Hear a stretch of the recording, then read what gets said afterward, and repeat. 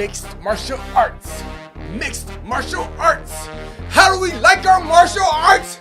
We like them mixed.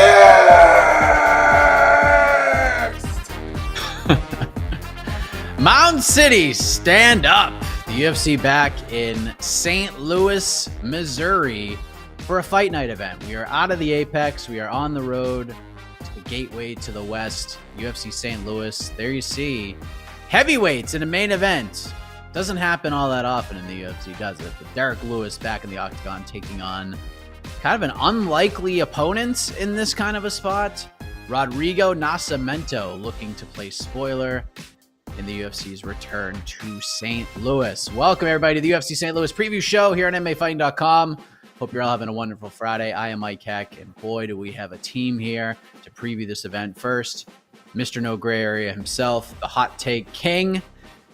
Not sure if we're going Michelin stars or if we're going the fart score, but we're going to find out with the one and only Jed Meshew. Jed, how we doing, my friend? We went fart score. I guess you could argue Michelin stars just because, I like St. Louis. Not a ton of things happening in St. Louis on Saturday night to compete with this, but still, this doesn't feel like a Michelin star card. It's a fart card, but it's 5 of them. 5, Mike. That is a quality fart score. So shout out to St. Louis. I look forward to talking about all of them and Sharknado. Yes, and boy, you're going to have to show your work for 5. But joining me as well, Prince of Positivity, my best friend, Mr. Alexander K. Lee from the Great White North. AK, how we doing, my friend? Mike, my best friend, what's up? Jed, forget about Sharknado. People want to talk about Gatorquake. I don't know if you're looking at the comments. Sharknado is listen, that Sharknado franchise, God bless them, they had their day. It's Gatorquake time, baby. Gatorquake is the extension of the Sharknado universe. Gatorquake is going to be like Tokyo Drift, AK. It's an extension of the universe. It's not really related, but it's clearly so much better. And then in the future, it'll all tie in together in a way that maybe doesn't quite make sense, but it's fine because we're all happy with what's occurring. Yeah, I think we can all agree with that. And if you want other movie ideas, titles between animals and disaster, go watch BTL yesterday. We had many segments about that. But let's talk about UFC St. Louis. Jed, I'm going to have you show your work right now. 5 farts on this card. 5 of them. All right, let's hear it. How are we getting to 5? So a very interesting 5 farts too, because there's no single, there's one fart fight. There's one fight that is fully above replacement tussle. And then there are a bunch of half farts. So all that adds up. But the main event, half fart. Derrick Lewis is always going to be at least half a fart, if not a full fart, is Derrick Lewis. Like, what are we talking about? Co-main event, arguably a fart, honestly. But then the way Joaquin Buckley looked like he was dying as he walked to the scale makes me be like, you know what? Let's just go half here. That's fine. So that's 2 half farts. That gets us to a full fart. Ulberg Minifield, I kind of just feel like that has to be half a fart. Like, Ulberg wins, he's going to get ranked. It just kind of feels like it's at least worth half of one. I actually really like the CDF Mateusz Rebecki fight. 1, CDF has already lost to a Mateusz, so he gets a chance to avenge his deficits to the name. And 2, Rebecki is sneakily like on a heater and maybe a top 15 lightweight. And if you're a top 15 dude, like this is 2 top 25 dudes in the best division in the sport. So that could also deserve a full fart, but we went conservative, gave it another half fart. That gets us up to 2. Caceres Woodson, Caceres is ranked as half a fart. Robelis Despain getting half a fart, baby. I don't know if you know anything about this man, but he's getting himself half a fart. Suddenly we're up to 3 farts now. The main card gets us 3 farts.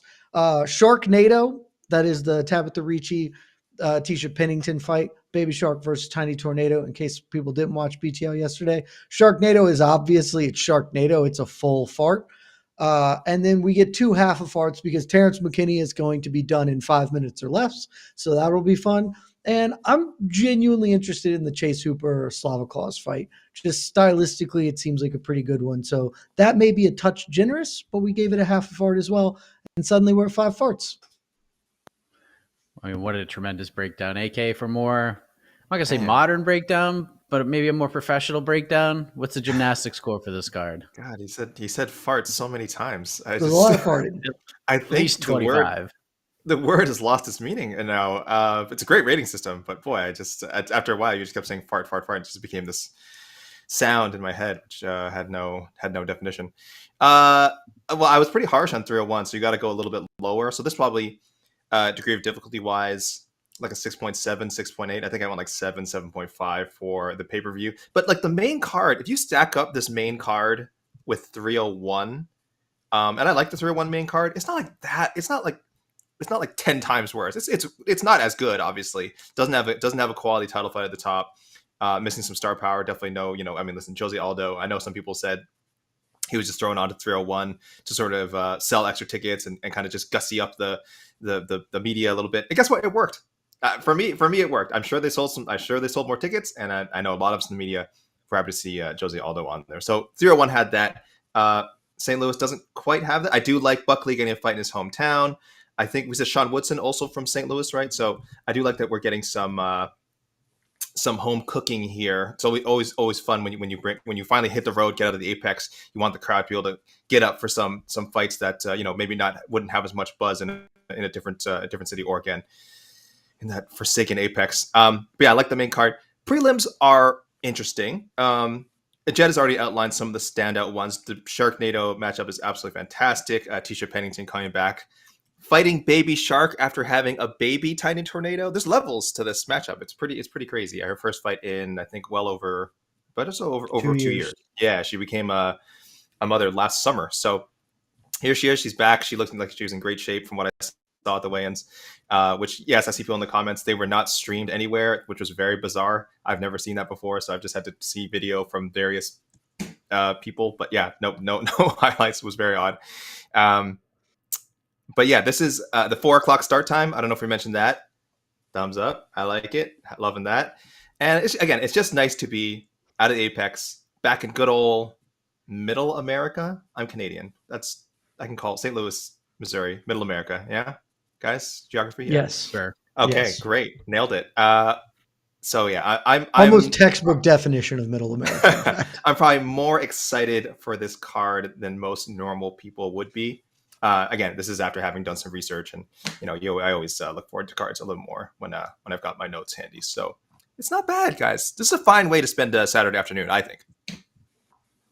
Yeah, I agree. It's a good Saturday afternoon card, and that's just pretty much where we're at with UFC and these fight nights. It's not bad. It's not bad, and not bad is better than this card's going to be rough at the Apex. But let's talk about the main event real quick, Jed. I think we kind of know why this fight is here. Derrick Lewis, fan favorite, coming off the tough one to Jailton Almeida, where he basically was just on his back for 25 minutes. And he's facing Rodrigo Nascimento, who has, a nice win-loss record in the UFC. A lot of people felt he lost the fight to Andrei Arlovski, even though he was playing it off like you won a 30-24. But here we are, Rodrigo Nascimento stepping into his first UFC main event. Is this fight to you scream, yeah, I think Derrick Lewis stylistically is just going to knock this dude out in the first round. Let's send the St. Louis fans happy? Or do you feel like this is the UFC testing Rodrigo Nascimento against a bigger name now that he's on a nice little run? I mean, it's a little bit of both, but more of the former, right? Like, it won't shock anyone if Derrick Lewis loses. He's certainly not on the peak of his career anymore. And I think Derrick Lewis would tell you that. He's 39 years old, and you can be old at heavyweight, but his reflexes are slowing. This is a guy who relies very heavily on athleticism for parts of his game. It's just going to be the issue. Nascimento isn't really a guy who's super well equipped to deal with that. At least not what we've seen. He can grapple a little bit, but like he's not the same tier of grappler as a Sergey Spivak or Jailton Almeida. So if Derrick Lewis can keep this on the feet, the only people who've beaten Derrick Lewis on the feet aren't guys like Rodrigo. Like it's Cyril Gane, who's a very, very accomplished striker, or like Tai Tuivasa, who just ate all of Derrick Lewis's big shots and then found one of his own. Rodrigo's not really one of those dudes. Like he got knocked out by Chris Daukaus. If Chris Daukaus can knock you out, Derrick Lewis sure can. But at the same time, he is on a good little run, and this is kind of an exact fight for him to be like, hey, is there something here? Is there a reason we should take notice of you more than we are? Let's find out. And if it's not, which we anticipate, I think that's probably how the conversation's going in the UFC War Room, probably not, then what do we get? we get another Derrick Lewis knockout. We get him headlining an event in St. Louis, Derrick St. Louis. It'll be great. He'll take his pants off. He'll say something wild, and everyone will be happy, and we'll all go home, feeling better about the event. So it's a win-win for them in those situations. But I'd say it's more likely that this is a setup fight for Lewis than it is for Nascimento. AK, normally we talk about stakes in main event fights, and there really aren't any here, especially for Derrick Lewis, because he's beyond rankings and stakes at this point. Yeah. It doesn't matter. He wins. He's just going to fight another dude kind of in a similar spot, some main event in a small, like on a fight night card, whether it's in the Apex or not. And then if Rodrigo Nascimento, obviously if he wins, that's a good name to have on the resume and he moves up the ranks. But like, what are the stakes here? Are there any? Are there any for Derrick Lewis, really? Because I feel like win or lose, he's just going to get put on another poster and people are like, yes, Derrick Lewis is fighting and he's going to say a bunch of funny stuff all week. And we love that.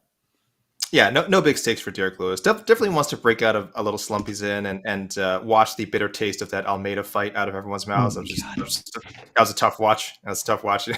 Whether you're rooting for Almeida or rooting for Lewis, nobody had a good time. It was terrible. So there's that on the line. But again, he's pretty stink bomb proof, I want to say. Like, if anything, that fight had more people crapping on Almeida than Derrick Lewis. They were just like, why couldn't Almeida put him away? And Derrick Lewis kind of came out of it. He got dominated for 5 rounds and nobody really cared. Like you said, now he finds himself in a main event, which most fighters, they put on a stink bomb like that, or part of one, I should say, they're not getting a main event in their next fight, but it's Derrick Lewis. Rodrigo Nascimento, would it surprise you guys to know he's tied for the longest active winning streak in the UFC heavyweight division? No, it would not surprise me. Really, he would have the record. He would be leading, would it not, for the the win over Alan Badeau that was overturned for a positive drug test. So he's undefeated in his past 4, won his past 3. He's. Do you guys got to take any guesses? Let me. Tybura? If you can name no. If you can name one of these guys, it can't be Tybura. There's 3 people. There's multiple guys. It's 3. It's a 4 guys. Heavyweight is white hot right now. 4 contenders on 3 UFC winning streaks, 3 UFC fight winning streaks, vying to be the next great heavyweight. Tom Aspinall is one. No. Oh no, he's not. Tom lost to Curtis. He had the injury. Yeah. Curtis? No, I want Curtis can't because Curtis lost. Curtis got knocked out by Sergey. I'll be shocked if you get 1. Is Waldo Cortez Acosta? Does he have 3? Salsa WCA? Boy. Maybe I should. Did I forget him? I believe he's. No, technically, wait. He's only won 2. Am I miscounting? Oh, okay. That could be. Hold on. Am I miscounting? He has a loss. Yeah, he has a loss in the UFC, right? He lost to Pizarro. Pizarro. Yeah. I don't have a clue. Do you guys give up? Oh God! I can't think of his name. I can picture him in my head right now. Go ahead. Carl Williams, correct. 3-0 in the UFC. That's the only one I can think of. Mick Parkin? Mick Parkin, correct. And then one veteran, Alexander Volkov, is on a 3-fight win streak. So Volkov is on a 3. I thought he wasn't. He's on a 3. So there you go. Alexander Volkov, Carl Williams, Mick Parkin, Nascimento with a win over Derrick Lewis can climb over them all and become the hottest name in heavyweight today. Also, officially. Mike, I've had to adjust my fart score as someone in the chat informed me that Nascimento is ranked in the UFC's heavyweight rankings, making the main event a full fight above replacement tussle on its own. So this is now a 5.5 scoring card. Just want to keep everything tidy. Okay. Jed, what does Rodrigo Nascimento have to do tomorrow in this fight with Derrick Lewis to make you believe that maybe not a title contender, but at least someone to keep an eye out for? Because he is winning fights. They ain't thrilling. That's for sure. They're not fights we go back and rewatch. But what can he do tomorrow to make you believe, like, you know what? Maybe I was wrong about this guy. Maybe he does have a little something. Maybe he can be a top 5 heavyweight. So what he has to do is he has to go into the cage, and during the process of beating Derrick Lewis, he's going to need to invent the neuralizer from Men in Black and then flash it into the camera directly so we can all forget that he got greased up by Chris Daukaus in moments. because as long as that image persists in my brain, I will never believe that this is a man who is top 5 heavyweight. It just won't be part of how I interpret him. But if he goes out there and he beats Derrick Lewis, he'll earn another chance to keep moving up the rankings, right? Like it's the best you can ask for here, because I'm not going to put a ton of stock into beating Derrick Lewis. Like it's better than losing, certainly, but Derrick Lewis at this point of his career, if you have any aspirations to being a top fighter, you need to beat him.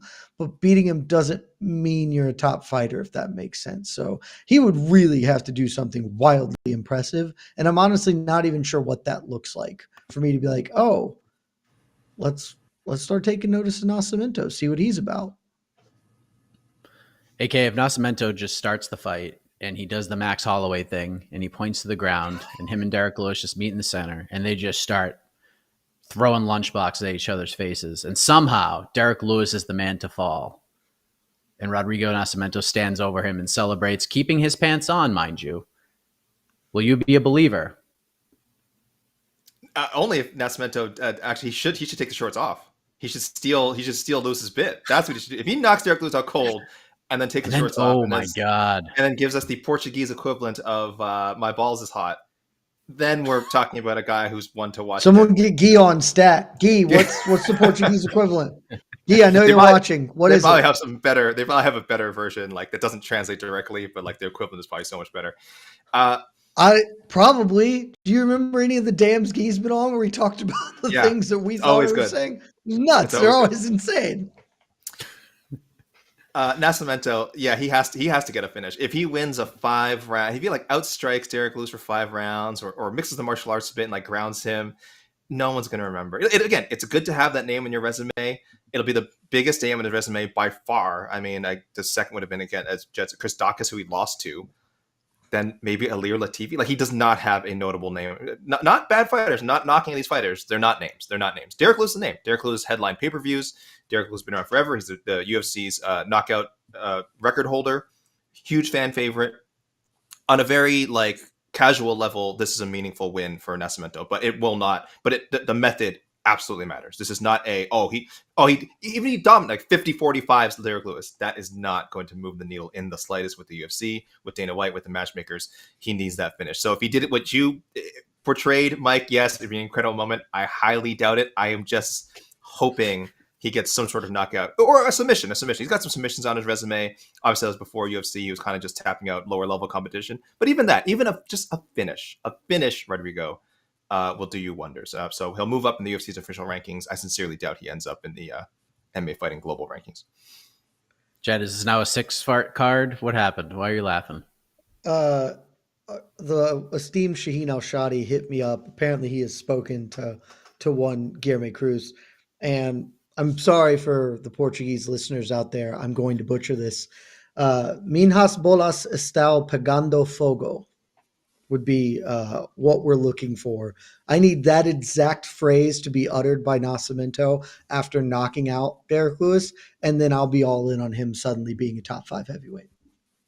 Will you rank him in the MMA Fighting Global rankings if he does that? If he wins, he's going to get ranked. Like, the heavyweight's garbage, and so, yeah. Like, he's on 4 fights, 5-fight winning streak. I think I have Derrick Lewis ranked. I'm pretty sure he's in like my 14 or 15 slot. So if he wins, he will deserve to be ranked. But that's more a testament to what the heavyweight division is than necessarily to his skills. Fair enough. Well, let's go to the lines here. According to our friends at DraftKings, use the code the MMA Hour, get yourself a little deal ski. Derrick Lewis, the favorite, minus 162. The comeback on first-time headliner Rodrigo Nascimento, plus 136. Jed, your pick, and just to add on top of that, are you surprised the betting line is what it is? I don't even care because Guy just hit me in Slack and said that I did a good job. Boom. Portuguese, my second language. Killing it out here, kids. Strongest boy in the world you are, Jed. Strongest boy in the world. The strongest boy in the world. As far as the betting lines, I'm not like totally surprised just because Derrick Lewis has won 2 of his last like 8 fights or whatever, and Nascimento is on a good run.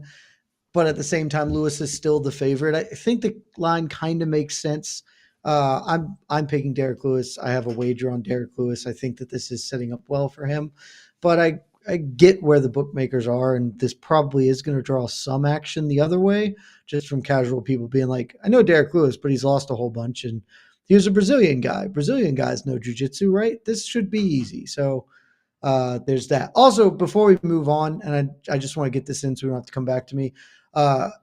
Andreas Hale wrote a piece on Derrick Lewis that's on ESPN today. That's really good, and I would encourage you all to go read it. It's about Derrick Lewis and kind of being famous and having like to deal with being famous and your family and sort of overcoming adversity and stuff. It's quite an interesting piece. I would suggest you all go read it. There you go. Shout out to BTL former guest Andreas Hale. AK, what's the pick here? Yeah, I'm going Lewis KO all the way. I just I don't know if Nascimento has this like takedown game that I'm not aware of. I've watched, like I said, a few of his fights in the UFC. I reviewed it, of course, this week. And he likes his stand up. He likes to stand and bang. He's not a knockout artist by any means, but he's got decent. I need to emphasize decent here. Decent technical striking skills, and he seems very happy with it. Like, we know he can tap people out. Again, he's done that before the UFC. Can he submit a guy like Derrick Lewis? Can he control a guy like Derrick Lewis's grappling? He's not Shelton Almeida. I know we just saw it. I know that's going to be in people's minds. As Jed mentioned, you just see Brazilian heavyweight, and you're probably thinking, yes, he must have some grappling. Can he just do what Shelton did? Very different fighters. I think he's going to want to stand and trade. I don't think he has the power for it. And I don't think he's so technically advanced that he can just dance around Derrick Lewis for 5 rounds and beat him that way. It might be a classic Derrick Lewis performance, one that we haven't seen in a while, where he's just down on the cards after like 3 rounds, and then somewhere in 4 or 5 lands a bomb and just takes Nascimento out. So I'll go. I think I said first round, but I'm going to tweak that. Let's go 4th round. Let's go 4th round. Slow start for Derrick Lewis. Doesn't even want to. He himself doesn't even want to be in the main event. But this time he might be grateful that there's more than 3 rounds. I think it's going to take him some added time to find that KO punch. Boys, I'm doing it. I'm doing the exact same thing you're doing. Derrick Lewis by knockout. It's gonna be round 2. It's gonna be round 2. I don't even know what you're doing. Yeah, I was trying to tease a Rodrigo Nascimento holy crap pick, but don't have it. It's Derrick Lewis. I think I do kind of agree with AK. I do think it's somewhat of a slow start. I do think Nascimento will kind of move around a little bit and avoid any major damage. But second round, Derrick Lewis is a bad dude. And I think he's going to get the big lunchbox KO about a minute into the second round. So Derrick Lewis sends fans home happy. Good post-fight interview. It'll just be a fun time for us all. Let's move to the co-main event, because I feel like this is the fight that everybody has their eye on. And Jed, I want to begin with you, because you said into a live microphone many, many times that this co-main event that is on the books was not even going to happen.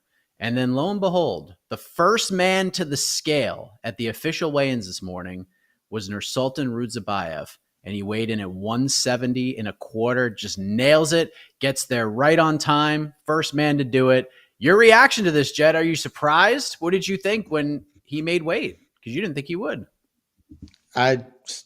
Way to go. And honestly, didn't look bad too. Like, you go check the video online, like, seemed like that wasn't that difficult for him. Certainly looked light years better than Joaquin Buckley. And that's the thing, Mike, like, I was wrong in principle. I might still be right in the end result, because Buckley, like, did you see Buckley's video weighing in? It was bad, man. It seemed like he was just It seemed like he was just messing around, though. If you watch the Mac Life video that they put up, yeah, he like jogged off the stage, like, just fine. Seemed like he was just sort of mimicking people who like look awful on the scale. It was very strange thing to do, but okay. He's a weird guy. It's a real weird. It's the tail end of it, because he just jogs off the stage. He gets back on the scale, and then he just does like a little trot off the stage. He's bending his knees, he's bending his legs, seems to be moving around okay. I think he's just doing whatever Buckley's been doing since he beat Vicente Luque, which is mostly the wrong thing. real weird stuff. But assuming the fight does happen, awesome. Like, I want this fight to happen, and kind of with what we're going on here now, like, the biggest hurdle to me was this fight going to occur? And it seems like it's going to, right? Like, both men made weight. If Buckley was trolling, I don't know the point and purpose there, but sure. And Ruziboev just looked fine on the scale. So this should be like a clean fight. And now this is the question of, okay, Buckley, you got a fight at the location you wanted, but you were so bad at everything in the last 5 weeks that this is a no upside fight. Like beating Ruziboev is not going to do too much for him, whereas losing is really going to set him back. How does he handle that? Does he come out? Does he show the same form he did against Luque? Or are we going to leave this being like, actually, maybe Luque is a little more washed than we realized and just kind of didn't strike us until such time as there. So I don't like the main event I'm interested in just because it will be fun because it's a Derrick Lewis fight. I don't really care what happens there. I am actively interested in what this co-main because either Buckley keeps showing great form and okay, what's his ceiling? Or Ruziboev is now a top 15-ish welterweight and what's his ceiling? So I think the most questions and the most intriguing possibilities come from the co-main and looks like we're getting it. AK on paper, I actually think Joaquin Buckley does have a lot to gain here, but it's not even with the performance itself in the cage. If he goes out there and thumps up Ruziboev and then gets on the mic and he calls out MVP for Manchester, then I feel like he's somehow in just a slower way kind of got at least something right here, that it all paid off in a weird way, just a weird roundabout way to get there. But to me, there is no doubt in my mind that he has the most to lose on this entire card. Does he not? Yeah, I don't think there's any disputing that.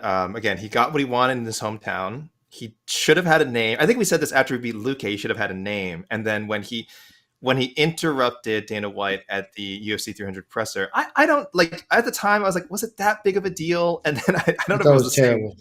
I don't know if it was the same week he got booked against Ruziboev, and I'm like, maybe they did. Maybe they were kind of annoyed by that. But I think if I just has maybe more of the timing who they could find to get him an opponent for St. Louis. I would like to think they're not sending Nursulton out there just to like assassinate Buckley. That'd be pretty harsh. It's also good. It's also an exciting fight on paper. I think that's also the main reason. So I don't want to insist that there's something sinister behind all this. But yeah, Ruziboev is friggin' deadly, man. 2-0 in the UFC so far. A ton of pre-UFC experience. He has almost 50 pro bouts. This guy has been in the game, man. This is not your average 2-0 UFC fighter, and also he's still under the radar. This is the crappy part for Buckley, as you guys said. If he beats Ruziboev, we'll know it matters. We'll know it's a big deal. Hardcore fans are like, wow, that's impressive. I can't believe he took out this guy who like is probably might become one of the boogeymen of the welterweight division right now, and just handed him his first UFC loss. It is a big deal for us. But again, your average person, probably your average fan sitting up in the nosebleeds in St. Louis, they probably have no idea who Ruziboev is and are assuming that Buckley's just going to straight up smoke him. So a win alone is not going to do too much for him other than, keep this nice win streak going. The good thing is, kind of like with Nascimento, if Buckley wins and how he does it is going to matter a lot. Because Buckley, I know we're well removed from the Impic spinning kick knockout, one of the greatest knockouts of all time. He's had other good highlights around that. He still has a reputation of being an exciting fighter. Ruziboev's going to engage with him. He's good. He's not a berserker, but he's going to engage with them at some point. There will be an opening for Buckley to land something and put this guy down and have a real viral moment and make us forget about all these kind of weird outside the cage like missteps that he's had. It's just kind of an awkward guy. But when he gets in there and if he delivers, he could be the star of this card. I think he's being put in good position to be that. So, and while I said Nascimento needs a finish, Buckley is much more likely to get one. So I'm really looking forward to how he turns out here. Again, I know Buckley's an odd cat, but I still really enjoy watching him fight, and I still think I've said this a long time ago when he's a middleweight. There's a path to him to becoming a title contender, but we'll find out Saturday how rocky that path is. Yeah, he has gotten people to, whether you like it or not, to care about what he's doing. And we're talking about Joaquin Buckley a lot more these days than we have. I mean, obviously the Impic knockout, he was the talk of the town for like a month, but between then and now, this is probably the most we're talking about Joaquin Buckley, and he's got a big opportunity here in the spot. Could get a big star pop if he gets it done. The question is, Jed, will he? Joaquin Buckley, the favorite, minus 135 to come back on Ruziboev, plus 114. Does him making weight change the way you view this fight at all, Jed? No. It's a really hard one for me to predict here because Ruziboev is huge, and that is a big. That's just a natural advantage, just to be 6'5" against what's Buckley, like 5'10", something like that. Like that's just it's hard. It's harder to punch that like up and carry the same power. It's harder to get inside. It's a difficult way to go about it. At the same time, like Ruziboev is just not nearly as proven as Buckley is, and so I'm gonna favor Buckley, but I don't I don't feel wildly confident either side of this. I have a bet on Buckley. That's more because I bet a gimmick than I like think that you should lay him at these odds. If I were betting this, it'd be dog or pass, frankly. But I just don't have a great feel on what this fight's going to look like. That's why I'm really interested to see exactly how Buckley looks, if he really is a contender at welterweight, or if Ruziboev is actually one of those dudes. AK, your thoughts? Who wins? Speed kills, man. And I think Buckley's speed is going to get him the W here. Maybe this is a vibes thing. I just got a good feeling. I think him getting a fight in his hometown, again, as much as we made fun of the way he kind of asked for it, he got it. He manifested it. It's not against the name opponent, but it's against someone who I do think he can beat. And I think he can knock him out. It hasn't happened to Ruziboev very often. If Buckley pulls this off, he'll be the first guy to finish Nursulton with strikes in 10 years, or almost 10 years, excuse me. He's really hard to put. I think he's only been finished twice. But I think Buckley can do it. I think the stage is being set for that to happen. I don't say this going to the scorecards, I'll say that much. Someone is finishing somebody. Either Ruziboev, gets better of him in the feet, or maybe even uses his size advantage, manages to get Buckley to the ground and takes care of him there. Or, like I said, Buckley's speed, his agility, kind of gives him the advantage and gives him some openings that Ruziboev might not be expecting. So I think it's a really interesting size matchup when you see them both step into the cage. One that could benefit Buckley. So again, maybe more of a vibes thing here as opposed to like a technique breakdown. I'm going Buckley by KO round 2. This is a tough one. It really is. I mean, if Nursulton and his team went back and rewatched the Chris Curtis fight, I think that's like a really good way to kind of view it. And I know Chris obviously isn't 6'5" and doesn't have those reach and size advantages that Nursulton's going to have, but the way Chris fought that fight is like the perfect way you fight Joaquin Buckley.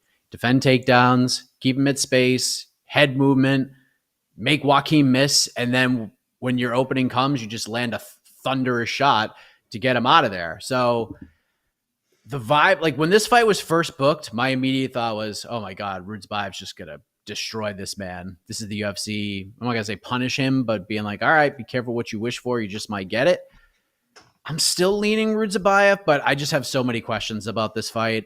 And I'm going to say he gets a TKO in round 3, but I have zippo confidence in this, and Buckley could win. Would not shock me at all, but I'm definitely more vibes towards Buckley than when this fight was originally announced, but I just think the size, and Ruziboev's very underrated athlete as well, so I think that's going to play into this fight too, and Joaquin's a freaking super athlete, so it's got to be an interesting fight. This is the people's main event. Shout out Ariel Helwani, but yeah, I can't wait to watch it, but the pick is Ruziboev with very, very little confidence. We got Carlos Ulberg, Alonzo Menafield. We have Matuch Rebecki versus Carlos Diego Ferreira. He is back for the first time in just about a year.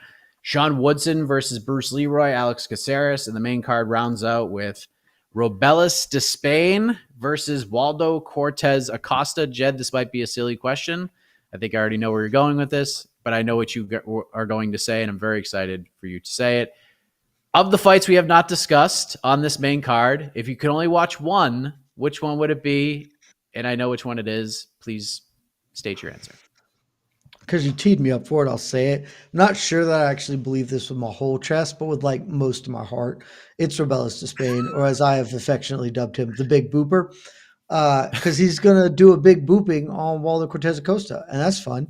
He's a 6'7" dude who's like a really good athlete and like pretty quick, got good power, Taekwondo, bronze. I think it was bronze, maybe it was a silver medalist at the Olympics. Like just a big, awesome dude, just a big fella who moves quick and hits real hard. And I love people like that. And Waldo Cortez Acosta is like the exact opposite of fun. So watching him get booped real hard by the Big Booper will be great. And so like that's the right answer. But shout out to Mateusz Rebecki, Carlos Diego Ferreira. I think that's probably the best fight on the card other than the co-main event. Yeah, Rebecca, huge favorite, -500 against Diego Ferreira. AK, what's the one for you that stands out on this main card outside of the top two? I love the matchmaking on this main card. Let me just say, I was going over it. There's definitely a past the top two fights. There's definitely a newer guys versus. I don't want to say necessarily like younger, because some of these people are experienced, but they're newer, sort of fresher names to UFC fans versus some guys who've been around a while. Oldberg versus Menefield, Rebecki, Diego Ferreira. Diego Ferreira has just been around for a long time. Alex Caceres 25 UFC fights now, facing Sean Woodson.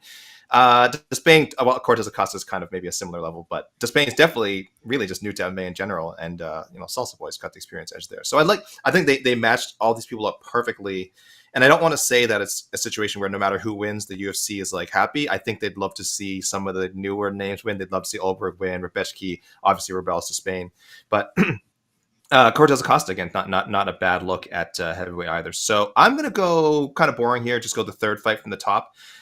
I counted out Oldberg a little bit early on. I think, he lost his first fight in the UFC. His first win didn't light my hair on fire.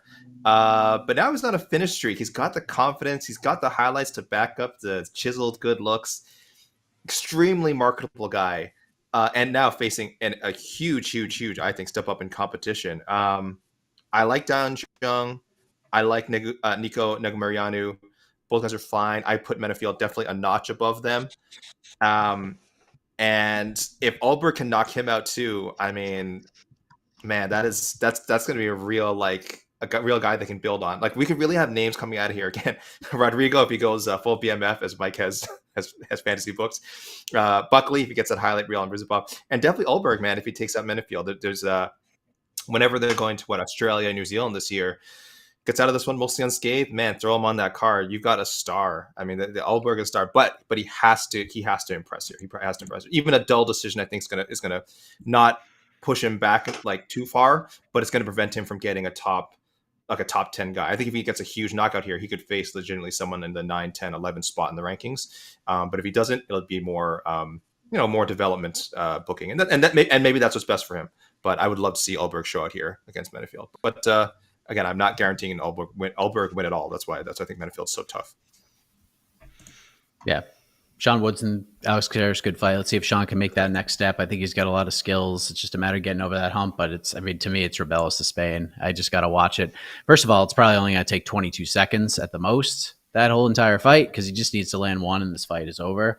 And then after that happens, Rebellis can get his passport ready, get ready for a summer date in Perth, Western Australia, where he can fight Tai Tuivasa on a pay-per-view main card. And that's just the way to do it. There's Take the under. Way to book this, man. Take the way under. I don't know about that. I got to think on that one. That's the fight. There's just no other way to do it. I know you're going to say Jairzinho, but Jairzinho I know that you're committed to the Jairzinho Derrick Lewis fight. So I know that that's the case. I'm not sure that I support this fight. I have to let me marinate on it. We'll come back. I don't know how I feel about that one though. All right. It's not bad. I obviously wouldn't be upset if that fight got booked. Ah, damn it. I can't believe they booked this fight. Booking malfeasance. I mean, that I still want him versus Huggy Bear, but, we didn't get that. So here we are. This would be the funniest fight in, the last 4 years, Mike. I'm just picturing what that actually looks like. And be the best. 5-9. It'd be the best. He'll be just about a foot taller than Chris Barnett, which would be wild. Yeah, it would be the best. Chris Barnett would smoke Rebellis, by the way. He would smoke. I'm calling it now. Smoke him. Even more reason to do it. Yeah. I guess we have AK's Otno pick ahead of time. Maybe. Let's bring in Casey. Let's hear from the peeps. Take some questions. There's some other things, obviously, we haven't discussed. How we doing, Casey? Doing well. Good. Fight nights. Man, if this main event was Derrick Lewis versus how do you say his name? I gotta say his name right. Rebellis Rebellis Despain. Yes. Rebellis Despain. Should that have been the main event? No. No. Morales has one fight in the UFC. That would be.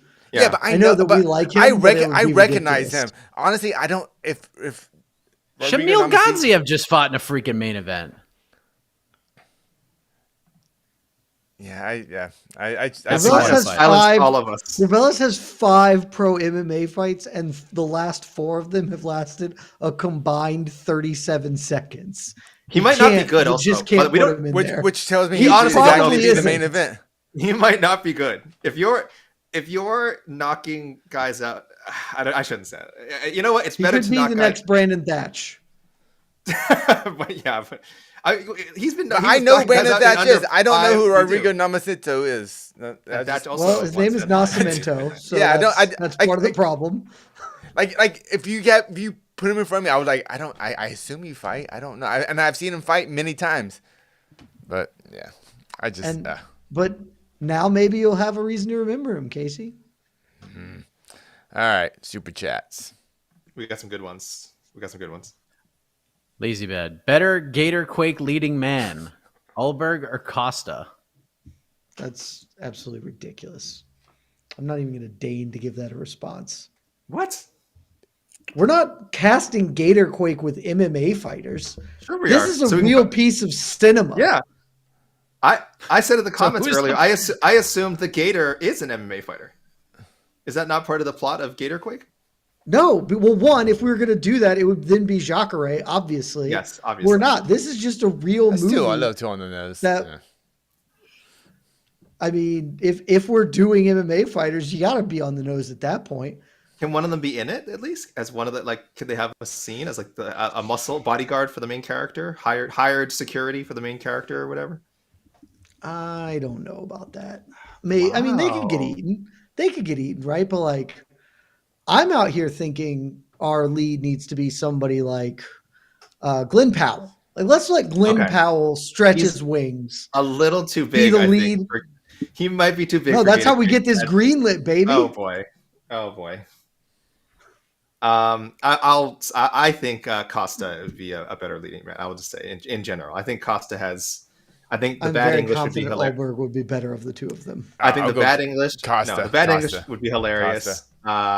He'd really get into. He's also a guy who doesn't strike me as self-conscious. Not that I'm saying Ulberg is. I don't know. Ulberg might be a hilarious character, and we just don't know enough about him yet. I think Costa would throw himself into any role you gave him. Has no shame. Would not care. Would be doing his best to act. He'd be the best kind of bad actor. The one who's like giving it the old college try and just clearly failing. That is the kind of bad acting I like to see. You're not allowed to work on Gator Quake. I- Costa would just give the Connor performance from Roadhouse, No, which literally made that movie bad. Like, we don't No, need he's better. that. No. He's better. He's better than that. I think he's better than that. I think he'd be more akin to Chris Cyborg in Fight Valley. Let me put it that way for anyone. Oh, who's, the actual worst acting performance I may have ever seen. Susie Selleck, same movie. Come on, bro. No. right. Cyborg was worse than Susie Selleck. Susie Selleck was also bad. Wow. Uh-oh. Casey, I Twitter's think going we to be gotta- hot, what a- Jed. No. We got to follow up. I think we got to. It won't be. It won't be. Cyborg blocked me years ago for reasons I still don't know. So she's not going to come at me on Twitter. It's fine. She'll come at AK, and that's cool. I'm next. Yeah. Super Dave, how do you not cast MMA fighters in Gator Quake? Come on.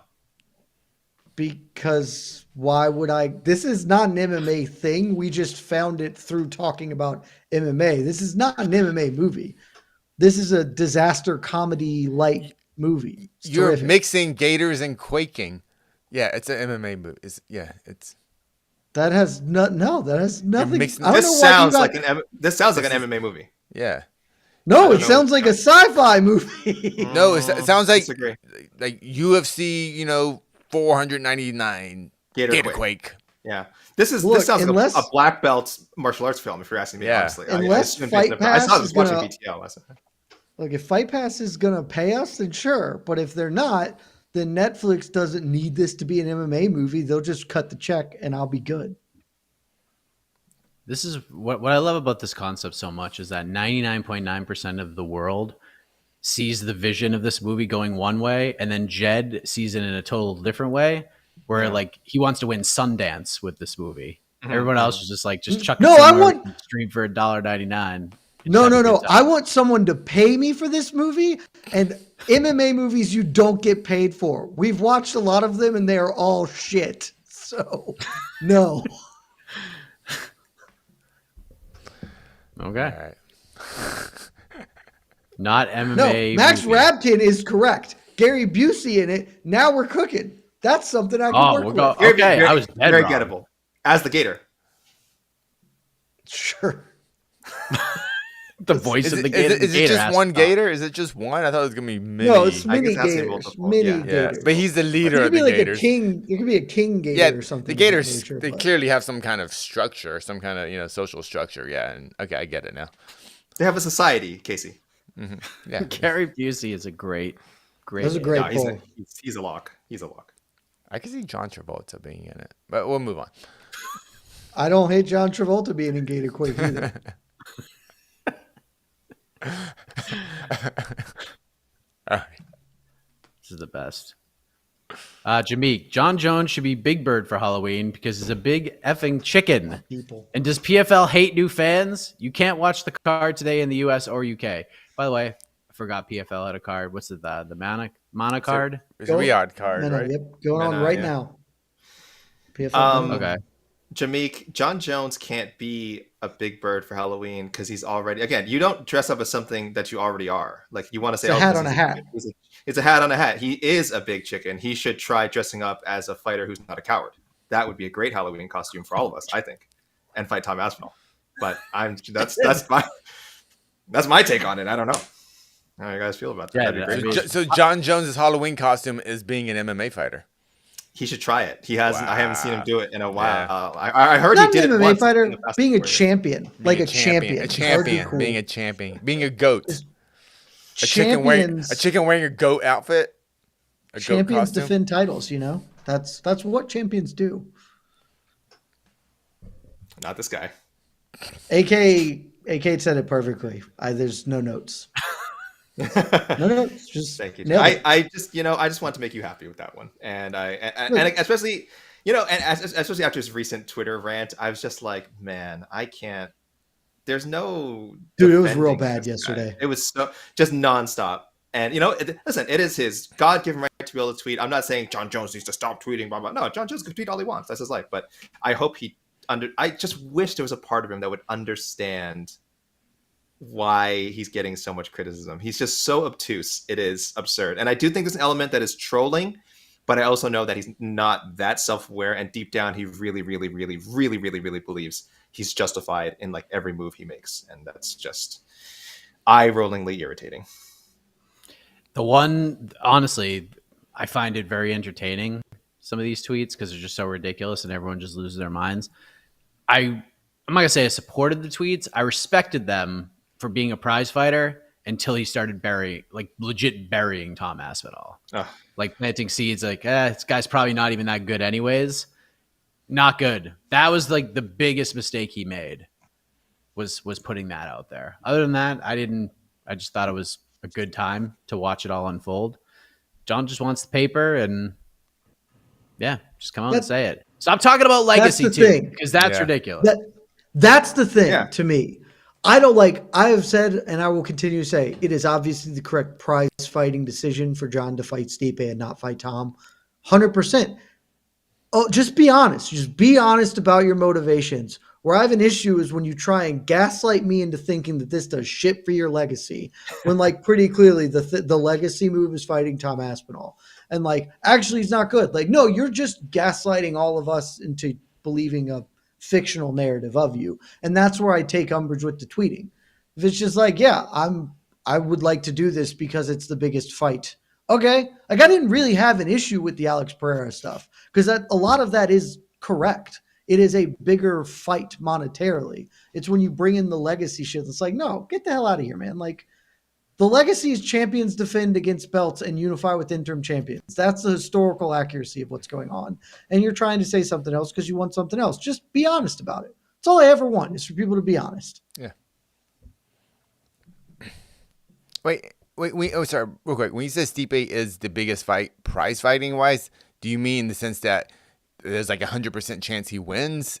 Yes. And okay, that's what he means. I still don't Correct. believe it's a big fight. Any Jon Jones fight is big, but Stipe is I don't think bigger. that's the thing. I don't think there's a big money, like that the money is substantially different for any Jon fight at this point. Like whoever he fights, it's all going to be in the same tier of money, but Stipe, he cannot lose. So he's fighting a 40-year-old dude who hasn't fought literally this decade. So that's clearly the best choice. Coming off one of the most devastating, and coming off a horrible knockout too. Like a decade. And what the UFC, and the thing about that fight, even though like none of us want to see it nor even care to see it at this point, is that the UFC is going to promote the holy hell out of it. Like they're going to push this thing to the moon. Like it's not going to be like a UFC 300. Like this is the event of all events, but they're going to put the promotional backing behind Jon Jones versus Stipe. Dana White will go on Jim Rome and every other show and say that this is the biggest fight of all time and get people on board. Like he's just going to do that, even though all of us know it's just a fight that Jon's probably going to win. Which is actually Dana's job. That's what he should be doing for every fight, honestly. Yeah, if they don't do he does. That would be fine. This one he will. Here's the thing, though. What happens when one of the two old men in this proposed fight get hurt, and now it's delayed again? Are we just going to continue this farce forever? Yes. Jed, did like you not I know that the actual answer is yes. Yeah. But like if Stipe blows out a knee, is like I can't fight. Jon's not going to fight Tom. So I'm like, well, I'll keep waiting for Stipe, and he's just going to keep doing it. Like just leave the belt. Do this vanity project without the belt. Stipe said yesterday on Rampage's podcast, I don't give a shit about the belt. I just want to fight Jon. That's fine. Do it without the belt. I would have zero issues if you just wanted to do this for y'all's sake, and we can do it whenever it happens. But like, quit pretending you're the heavyweight champion. It's just nonsense. All right. Chase, thank you, sir. I'm tired of the Jones hate from Jed. Go be mad at the bald pink man for letting this happen when he's the one calling the shots. Also, for the millionth time, I hate Bilal. Poor Bilal. So unnecessary. Chase spent $10 to tell that to Jed. I admire that. I mean, I'll stop hating him when he stops being a coward. Prove me wrong, Jon. That's it. Prove me wrong. Or vacate. Or vacate. Just vacate. I'll still not like the fact that you like tweet in the most obviously self-serving way possible, but that's fine. Yeah. I mean, Chase is not wrong. This is all the UFC's fault for putting the interim title on that stupid fight anyways. I mean, not stupid fight, but it made it just because we knew this was going to happen. Like we predicted it. This is exactly what was going to happen. And it's actually worse than we thought at this point. So wait, when timeline wise, when Aspinall got the interim belt, Jones was injured already, right? Yeah. It was to replace. That's why he got the interim. Okay, I was double checking. I just thought they just did it. I don't know. Okay, and I wouldn't have a huge problem with it if they didn't wreck the light heavyweight division by not doing that. You know what I mean? They just stripped Yuri, and then they basically stripped Jamal, and those guys were fine with it because they were just going to come back and fight for the belt anyways. You could have just let Jon, vacate the way that they wrote it up as Yuri vacated. Oh, I'd want for the sanctity of the division. I don't want to hold it up. Well, we all know what the truth was. But to let Jon keep the belt and then put an interim title on the line there, like they should have just made it the actual title fight. And if Jon has the second belt, he's already done it. But if he wants to, break the heavyweight title defense record, go chase it again with whoever the friggin' champion is. Then if you want it back, go get it. But if you just want to fight Stipe, you don't need the belt. You don't need a title. That fight does fine on its own. So the whole thing is just super weird when you treat one division differently than the others. It's crazy. And Jones touting himself as the undisputed champion for beating Ciryl Gane, as if his title is somehow more meaningful than Tom Aspinall's title, is just so infuriating. It's that's one of the most annoying parts of this whole game. I'm giving him credit calling it a gimmick. Aspinall's is objectively a better belt. I just don't. At the very worst, they're equal. Neither of them beat the lineal champion. Neither of them beat Francis, and that's fine. I'm not saying you have to, but if you're going to say I'm undisputed, my belt means more, you need some sort of proof. No, you want a vacant title. Guess what? Tom also won a vacant title. Doesn't matter. It's not. They're equal. Except for Tom's vacant title came against a guy who was on a win streak, and John's did not. Like objectively, Tom's There you is go. a more meaningful belt. And also, I know that this is a kind of a little thing. Tom's going to defend his belt, which by definition makes it more meaningful as well. Like it's just, but Mike, what you said is, I think, perfect. Like they could have just stripped John. He already has the belt, like in name. They don't need, they're like, yeah, you're out. And when you come back, you could do whatever you want. If you want to fight for the, whoever is the current champion, cool. If you want to do the Stipe Vanity thing, cool. Would have been fine. Would have been a totally perfect way to handle this. Instead, we're doing this. Just create a belt. Who cares? Yeah, There you go. The legacy Just heavy. create the GOAT belt. The UFC created belts belts before. legacy belt. OMF Yeah. belts, the old motherfucker belt. There you go. Let's go. You want it? Go get it. There you go. Got it. One. Nailed it. Does every fake belt have to have MF in it? AK. I think that's the way to go. Right? Okay, so it's just all right. More super chats. Achilles. Whale Nami is the movie to make, guys. Magny Can't do it. The name- versus.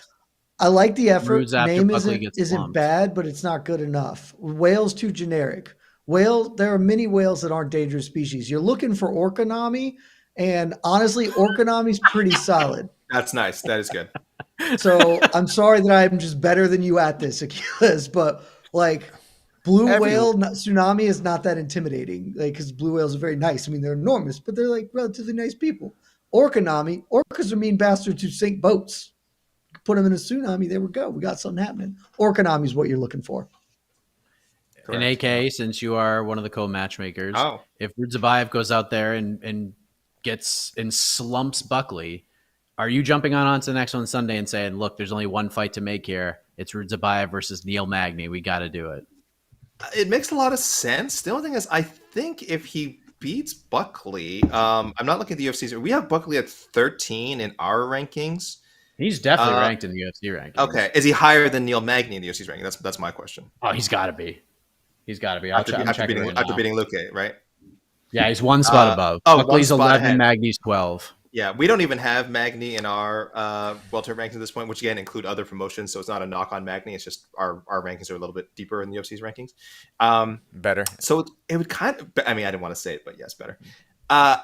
So it's kind of a step back if he fights Magny, though I get it. Magny has a certain luster to his name, the most welterweight wins in the UFC. He's just generally regarded as a very good all-around fighter and a stiff test, but I don't think I'd go in that direction. I'll have to look at the rankings again because I get it. He's also probably not getting one of the bigger names like in the top 8, right? Welterweight, unfortunately, is one of those divisions like lightweight where we do have a bit of squatting at the top. It's starting to clear up. I want to believe this. Then again, I say that with Leon Edwards still not having his next title fight booked, but I'm crossing Prince of Positivity.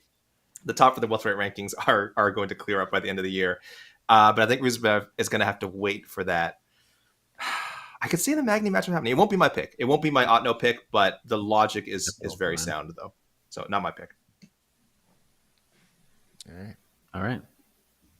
It will also not be mine. Dana Blanco, I have Samuel L. Jackson on the line for Gator Quake. Correct. It's going to up This is that the budget. correct answer. It's going to up that budget a lot. Not really. Samuel L. I think Samuel L. Jackson come in needs to for do a the Eddie couple Murphy scenes. thing. Oh, no. He needs to be like 4 different characters. He needs to be Okay, fully you're into definitely this cracking movie. up the budget. Like Eddie Murphy, Nutty Professor style, where he's like 4 different people. Starring Samuel L. Jackson, and Samuel L. Jackson. He said You guys have also I miss missed- that so much.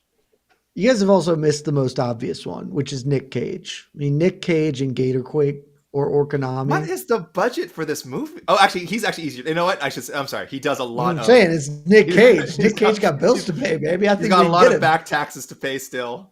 You're right. He will. You can get him. For songs. Nick Cage only does art house. So is Gator Quake? Are you suggesting that Gator Quake and Orkanami won't be art house films? I'd also say Nick Cage does about like 16 films a year, so I think he'd probably be available for Gator Quake. I love Orkanami so much. That's my new favorite. That's It good. just rolls It's off the quite tongue. good. It's pretty good. Good call, Data. Cole, Jed really went to law school to use boop logic. Yeah. Certified. Let me tell you, half of law school is just that anyway, so it's fine. All else right. we got? If couple you guys more. are following any of the current large legal battles happening amongst former presidents and or the Supreme Court, there's a lot of boop logic going on in those as well. So like, There are a lot of it boots. just is what it is. Booponomics is one of the classes Jed had to take. Forrest, how many farts does this card get with an explosive Buckley KO and earth-shattering KO from Lewis? Jed, AK Mike, in case you guys are top shelf MMA media. Appreciate that. Jed, so I'm confused with the fart score. Can we have It's not extending retroactive. fart scores? Okay. Yeah, no retroactive fart It's not score. retroactive. We get it before. And then we can talk about how fun or how much the card lived up to the hype. But we already have our fart score. It's 5.5. It's a good score. It's one of the better scores of the year, frankly. Might be the best, actually. For Fight Night, for sure. I think for Fight Night this I year. mean, Oh, well, all yeah, of Fight the Nights, yeah. pay-per-views are all on the Mishulin Yeah. system. So this actually probably is the top fart score of the year. I'm trying to think. I feel like we had another one that was in the 5s, but I'd have to go back and look. Yeah, I was surprised Oh, when it I saw a was. 5 on this card, but There's a lot of I'm looking. half interesting fights. see, maybe I just don't believe in half farts. I mean, I they're am- dangerous. Did Atlantic City get anything? We have to go back in the I archives. don't think it got 5.5. Atlantic City did very poorly. Yeah. It was Oh, not a very good Mexico card. City had to have been better. I think Mexico City actually got Mishulin star. Yeah, we did Mishulin. It elevated above. Oh yeah, okay. That was why. Yeah, then, that was why. yeah. Yeah. The rest of the cards are Apex cards. Yeah. Okay. Yeah. Did you and what else we got here? Oh, okay. Of course, from our Take a good couple friend more. Joseph Boza, we got to talk about this fight because we haven't mentioned it at all. Tisha Torres versus Rocky Pennington. Sure we Not did. Rocky Pennington. Tisha Pennington. See, I knew it. Given the state of the women's flyweight division, could Tisha Pennington be right back in the title picture in the top 10 with a win over number 11, Tabitha Ricci? First of all, we mentioned this fight like 100 times because we said Sharknado. How many times do we say every time we say Sharknado, this is a reference to Tisha Pennington, this fight. Tisha Pennington and Tabitha Ricci. It's this fight. So we mentioned it several times in the show. Let's actually talk about the fight, other than the Oh, okay. Yeah, obviously she would get ranked. Yeah, she's ranked. Tabitha Ricci's ranked in the UFC.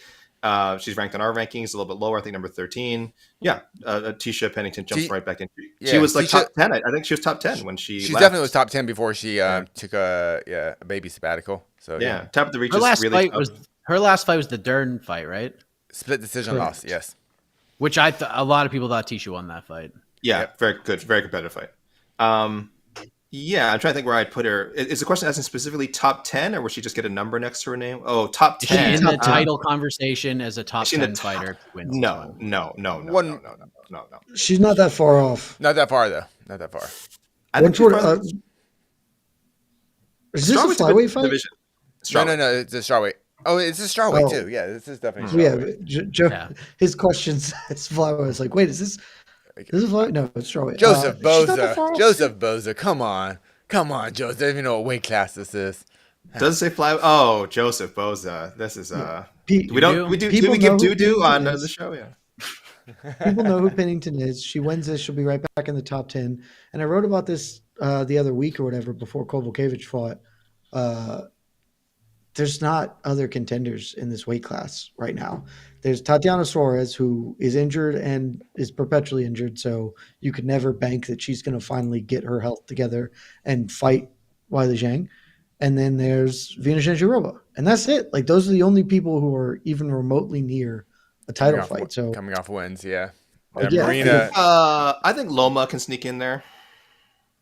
I think Loma's can sneak in. I think if Tisha Torres gets Tisha Pennington gets a top 10 win, she is one win away. Like, she can just get a matchup against Yan Zhang yeah. or whatever, and is one win away from fighting. Tatiana will be back. Tatiana will be back. Sure. She's getting that shot. Yeah, she's definitely going to be back. She's fighting with Mhm. Yeah, I'm definitely going to believe that. She won't be top 10 in my rankings if she wins this No, fight. I don't think so. I don't think I'll so. put her in above- top Depends 10. how she does it, what she says on the mic. Sure. You want to give Tisha All top those 10 things. if she wins, or I Not don't think my I put her ranking. past like Angela Hill, Loopy. she wow. She was already top 10 before she left. She's 3-8 or 3-5 in her last 8. But against the competition, Yeah, she's She beat lost. Angela Hill. She beat She's Angela Three and Hill. one in Sure. the last Top 5 four. competition. Yeah. Yeah, she beat Angela Hill a couple fights ago. Yeah, I forgot about that. Okay, yeah. She will come in yeah. at number Brianna 11 Portofino. for me. I have to look at my rankings. Yeah. Yeah, She'll come in at Josh, top 11. five. She's just outside of the top 10. Joanna was. I have Tabitha Joanna's Ricci at top 11. 5.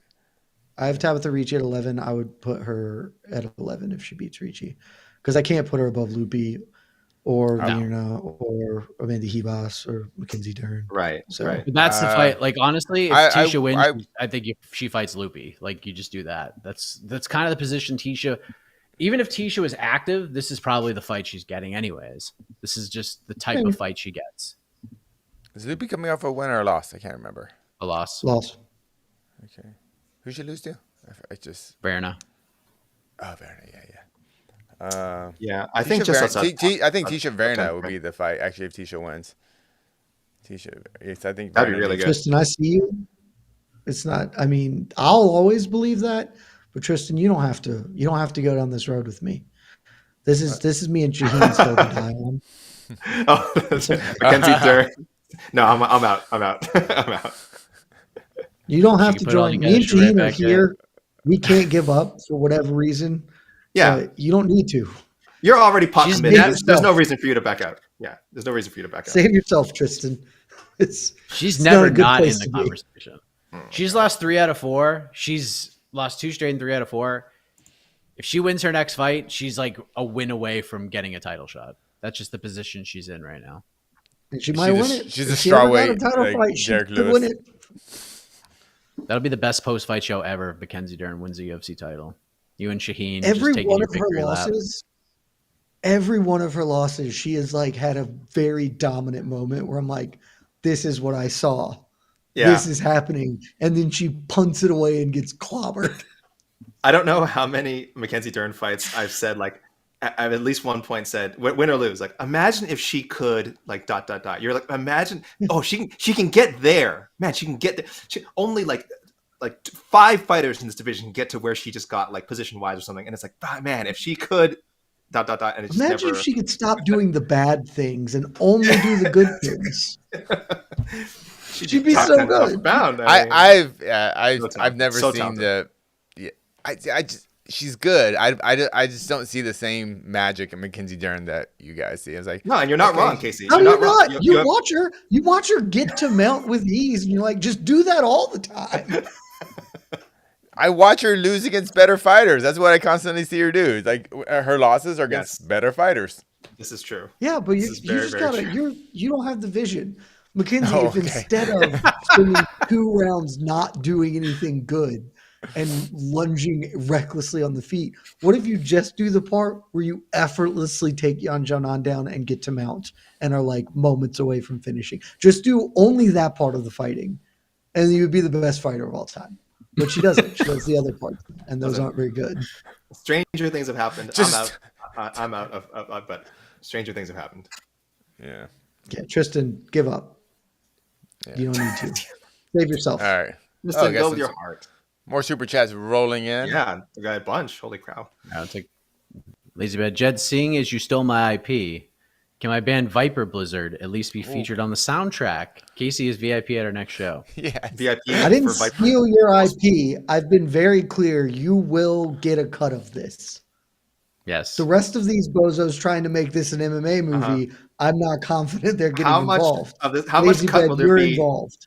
How much cut will there be after you spent millions on Samuel L. Jackson, Nick Cage, Gary Busey? Probably a lot. Millions on Gary Busey. Millions He's on Gary. at least a mil. I don't believe that's true at all. Gary Busey don't come cheap. You gotta wake him up and get him a private I Uber actually Black. think Gary Busey does come cheap. No way. Well, fair. Someone go online. How much does a cameo for Gary Busey cost? That'll be our. That's all you need. You just need the cameo. You film his role via cameo, and you just splice it into the movie. I mean, Let's do the whole movie just cameos. That would be I'm Oh, wow. amazing. No one's done that yet. I just looked it up. Take a guess. Wait. You guys want to take a guess? Take a guess how much it For costs. cameo? For cameo? For cameo for Gary Busey. Oh god, I don't Take know a the guess, cameo. okay. cost. $30. 30. I'm going No. 30. 30. Jed? Is that higher or low? I don't know. $20. Oh, you guys are crazy. Okay. It's got to be at least $150. AK wins, and he was still not close. Yeah. $395. Yeah, I thought it was too low. Busey. I thought that was too Who's low. doing Yes. that? What? Who is buying that? Enough I don't people. know. I The, imagine, the, for him the to- producers play- of Gatorquake are. the market so decides. There's Probably two not videos that doing are posted.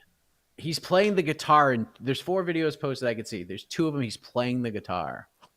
I'm gonna spin off this planet. It's incredible. $400 also, for Gary Busey cameo.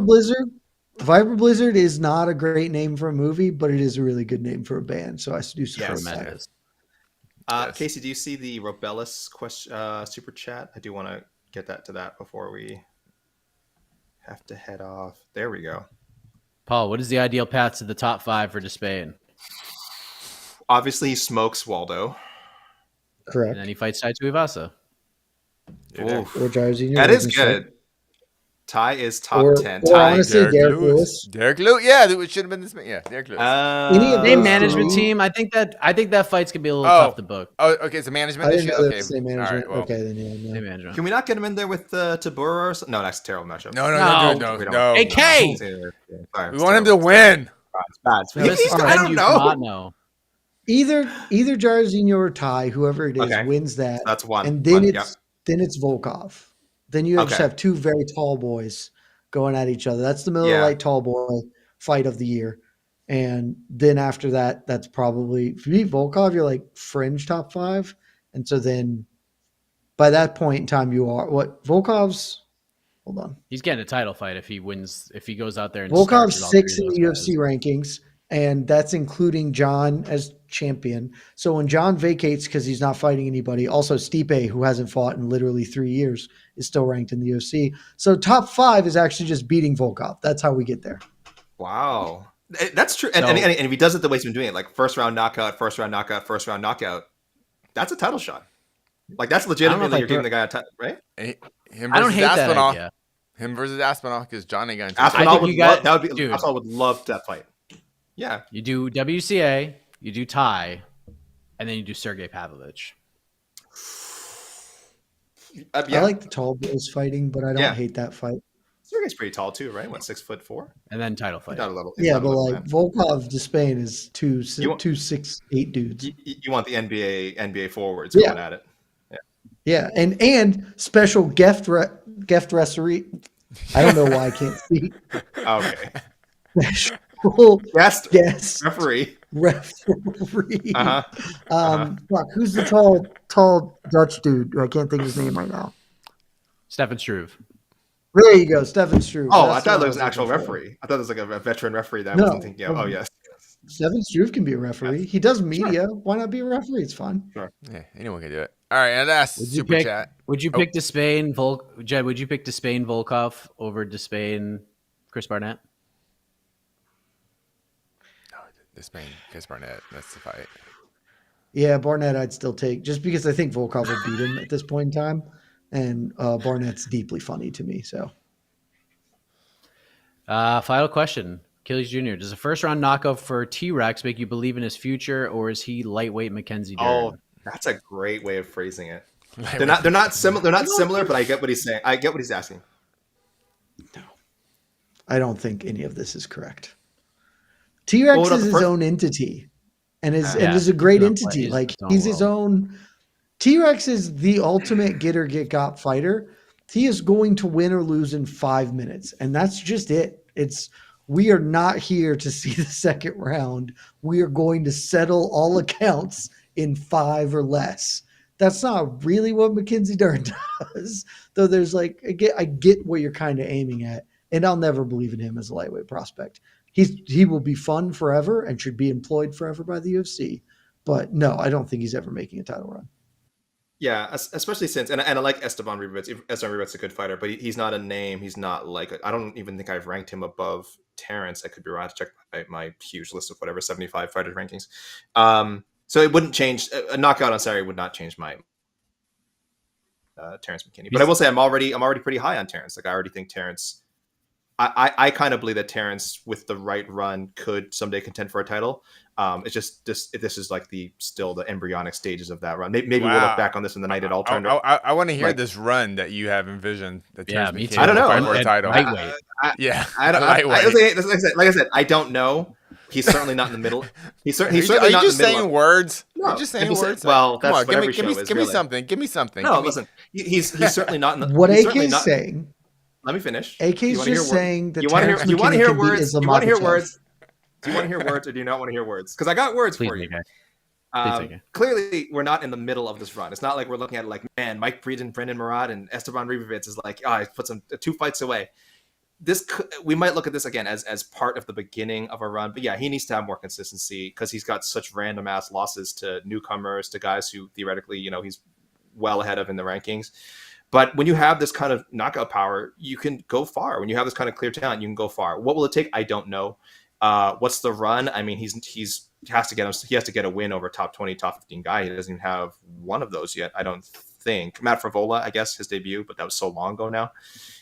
It's almost definitely doesn't factor into the ranking, the matchmaking for the UFC. So I don't know. I think you could throw him in there. There's a lot of great fighters at lightweight, but there's not a world where he can't beat like Renato Moicano. I wouldn't favor him in that matchup, but he certainly could. There's a world where he can beat Michael Chandler. There's a world where and then after that, now I'm looking at the top over that. There's a world where he could beat Beneil Dariush. I don't know. But Michael there's a path. I just wouldn't bet on it.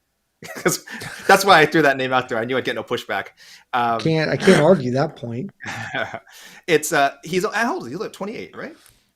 He's 29. So he's in his prime now. I think there's still a little bit of room to improve. It's not a clear path. I wouldn't bet on it. If you ask me, would I bet on it? Would I take like 5-1 odds on Terrence McKinney? He is your Mackenzie Dern, though. He is. Yeah, it sounds like in a way. Yeah, I believe Buckley a little bit too. I still believe Buckley. I think can compete for a title someday. So him and Buckley. I'm actually kind of like I think there's a way. It's just Buckley we're not close. Yeah. I think so. We're not. I would like to see Terrence McKinney fight Benoit Saint-Denis just because I think that would be fun. Yeah. Yes, fun. It would be fun. Oh yeah. Terrence McKinney. I'll grant that Terrence McKinney can win those type of fights against those type of fighters, the fun fighters. Yeah. How many attempts do you think it would take Terrence McKinney to beat Max Holloway? 10,000? I mean, no, less, because somewhere in there's a random like Max Holloway stubs his toe or something. You know what I mean? So it's not 10,000; it's like 100, right? So there's a random toe stubbing in there where it's a TKO by injury. So, but your point, I understand. So $400 for a cameo for Gary Busey. Wow. Wow. Wow. That's Casey's biggest takeaway from the show. And I see you thinking about it. I went $30. I went 30. Esther's I just birthday coming up? insulted him, man. Esther's birthday coming up? Yes. Because I'm just saying, you got an option now. What's a Nicolas Cage cameo? He's not on there. Never know. Man's got taxes to pay. Yeah, but again, like I said, he makes 16 movies a year. He's good. He's making. He has a flow of income. I don't think he's on there. He's too good for that. He's too good for that. That's a shame. Well, right, when we get funding, we'll make things happen. All right. Hit the music. We out.